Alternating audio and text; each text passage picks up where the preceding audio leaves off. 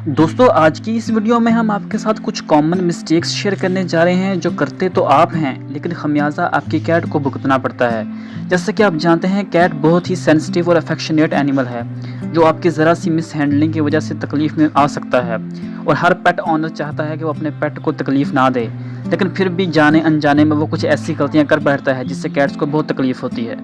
आज हम उन गलतियों को डिस्कस करेंगे, तो चलिए वीडियो स्टार्ट करते हैं।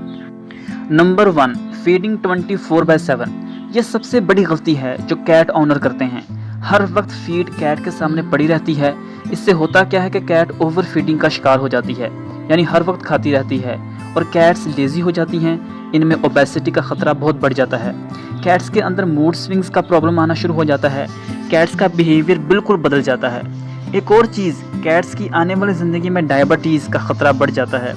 इसलिए ओवर फीडिंग से अपनी कैट को बचाएं। कैट्स की फीडिंग का एक खास शेड्यूल बनाएं और शेड्यूल को फॉलो करें। Number 2, sudden change in diet. ये एक और बहुत बड़ी मिस्टेक है कि अचानक एक फीड से कैट को दूसरी फीड पे शिफ्ट कर देना। इससे होता क्या है कि अचानक कैट को डायरिया भी लग सकता है और वॉमिटिंग भी हो सकती है। कैट बहुत बुरी तरह मुतासर होती है, इसलिए कभी भी एकदम से कैट को दूसरी फीड पे स्विच ना करें। इसका एक ख़ास तरीका ये है कि अगर आप कैट को दूसरे फूड पे स्विच करना चाह रहे हैं तो पहले वाले फूड के साथ नया फूड थोड़ा थोड़ा कैट को ऑफ़र करें। जब आप नया फूड कैट को थोड़ा थोड़ा ऑफ़र करेंगे तो कैट नए फूड के साथ कंपैटिबल हो जाएगी। ये एक तरीका है जिससे कैट कभी भी बीमार नहीं होगी। Number 3, adopting a new born kitten. एक और कॉमन मिस्टेक ये है कि कई लोग न्यू बॉर्न किटन खरीद लेते हैं, हालांकि ऐसा नहीं करना चाहिए।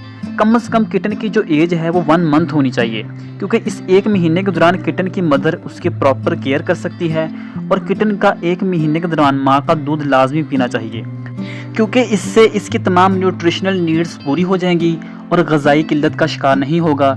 और माँ के दूध के अंदर कुदरती एंटीबॉडीज़ होती हैं जो कि किटन की इम्यूनिटी को स्ट्रॉन्ग कर देती हैं। Number 4, not providing proper exercise. जिस तरह डॉग्स को हेल्दी और फिट रखने के लिए एक्सरसाइज करवाई जाती है, बिल्कुल इसी तरह कैट्स को भी फिट रहने के लिए एक्सरसाइज की ज़रूरत होती है।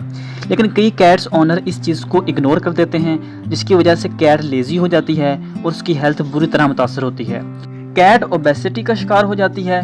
इसलिए आपको चाहिए कि कैट को अपने साथ वॉक पे ले जाएं या घर में कैट को टॉयज़ यानी खिलौने प्रोवाइड करें, जिससे वो पूरा दिन टॉयज़ के साथ खेलती रहेगी। इस तरह वो फिज़िकल एक्टिविटी में इन्वॉल्व हो जाएगी और वो हेल्दी और फिट रहेगी। Number 5, feeding milk. आपको पता होना चाहिए कि most of cats lactose intolerant होती हैं, यानी दूध को डाइजेस्ट नहीं कर पाती।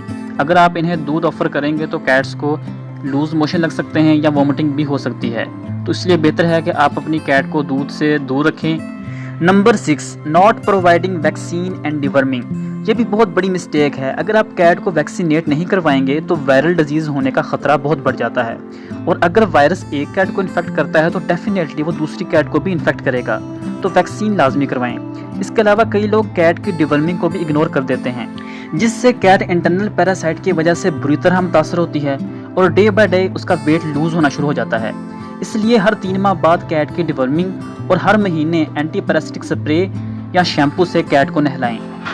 अगर प्रॉपर डिवर्मिंग नहीं होगी तो कैट में हेयर फॉल स्टार्ट हो जाता है और कैट के स्टूल में ब्लड आना शुरू हो जाता है।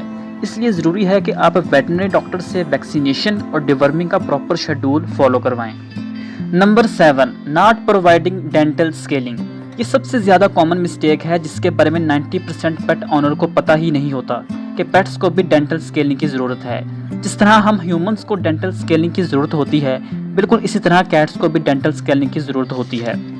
डेंटल स्केलिंग से कैट के दांतों से प्लेक और टार्टर रिमूव हो जाता है, बल्कि कैट्स के मसूड़ों में छुपे हुए बैक्टीरिया भी ख़त्म हो जाते हैं। इसलिए साल में एक दफ़ा लाजमी अपने वेट को विज़िट करें और डेंटल स्केलिंग करवाएं। इससे कैट्स के दांत मजबूत रहेंगे और उसकी ओवरऑल हेल्थ पे एक अच्छा इम्पैक्ट पड़ेगा। क्या कभी आपने कोई ऐसी मिस्टेक की है जो कैट की हेल्थ के लिए ख़तरनाक हो? हमें कमेंट्स में लाजमी बताइएगा। शुक्रिया।